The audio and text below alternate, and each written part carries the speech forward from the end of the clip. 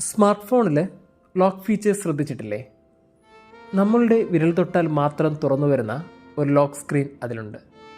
നമ്മളുടെ മുഖം കണ്ടാൽ മാത്രം ഓപ്പൺ ആകുന്ന ഒരു ഫേസ് ലോക്ക് അവിടെയുണ്ട്.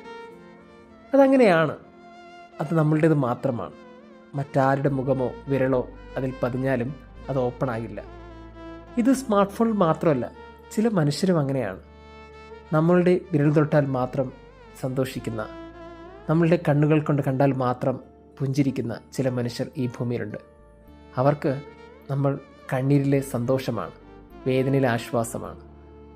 നസ്രത്തിലെ ക്രിസ്തു ചില മനുഷ്യർക്ക് അങ്ങനെയായിരുന്നു.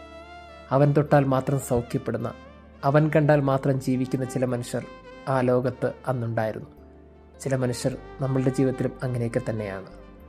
അല്ലെന്ന് തോന്നുന്നുണ്ടോ?